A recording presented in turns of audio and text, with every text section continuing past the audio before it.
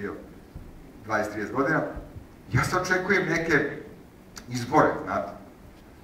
Ja sad izborni skup i oni kaže, brojeve, šta je to, tap, kažem, da je ovo neki multilevel ili je neki, i samo izlaze, kaže, ja sam izabran, pa kaže, gde su bili izbori?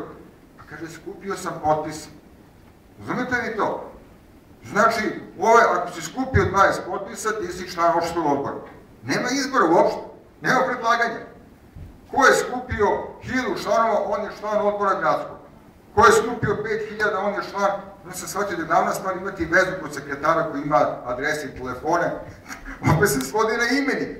Znači, ti ako hoćeš da budeš ministar, ko razvoli, izvoli, ili, kako, pa uvuci svoje ljude, imaš brojeve, čao, pare uložiš, pare, koliko košta i uloži, na kraju. Prema tome, ne možete vi biti danas ništa, nauka, evo moja supruga, ako niste preduzetništvo. Nešto su je tamo, što se malo udala za dolazim pre detalje, jednom čovjeku nisu joj dali da magistrira. Završila sve. Bila trudna, kao probaš pa neki rok, ono kako znate, kako trudnice loše prolaze u životu, ostala faktički bez posla na fakultetu, još ne da magistrira, i kaže, Julija, ništa, samo privatnički. Šta ti je sad to privatnički? Ništa. Imaš svoju temu, pošto ti ovi naši ne prihvate u Novom Sadu, ti lepo se obrati stranim projektima, stranim autocima. Ona poslala, dok ste rekli keks, prihvatili tu njenu inicijativu Holandska akademija nauka, projekat, evo ona već naš sin čuje avion, kaže, mama ide avionom, ona se bukvalno iz aviona ne skida, ali tako? Zovu je, plaćaju i to. Naravno, moraju da kapitulira i fakultet i da joj prihvate i to. Dakle, šta je pojenta? Internet. Znači, danas, ako čovjek može, i konačno kada gledaš o dijaspori, zašto veza dijaspora sa ovim? Cilj Svetske dijasporske organizacije je da obezbedi ravnopravnost svih ljudi, bez obzira kad su gde došli. To je suština priče. A drugi deo priče, da dijasporama omogući da budu sve dijaspore trgovačke dijaspore. Znači, danas imate, znamo da je trgovačka dijaspora jevrejska, libanska, najbogatiji čovjek je bio Libanac, tako, iz Meksika.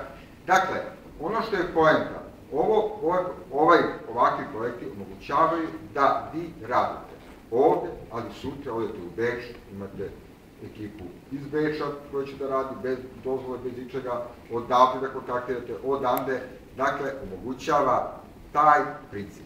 Kad je reč o coachingu, završen sa tim, dakle, čućete što odavde, što drugih ljudi, valja se veoma da uzmete taj trening coachinga, mi ćemo tići ga i ovde na vašim skupovima, kako bi mogli na najefikasniji način da ojačate svoje, sada da vidite šta su im želje, kako s njima rukovoditi i omogućiti im uspjeh. Konačno, čak u mojoj Australiji, koja je inače najuspešnija zapadna zemlja, zato što i pripada Aziji, nije im čudo što ovo dolazi iz Azije, ovaj projekat, kažu, više nema muž žena, nego što je partner. Partner, onda kažu, mi smo jedan drugom coach, ja mislim šta je sad to, pa to jeste, kaže, ako ti žena i suprug nije partner, onda ne treba ste u braku.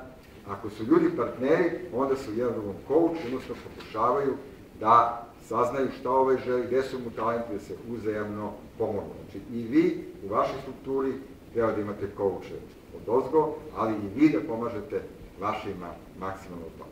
Hvala još napred.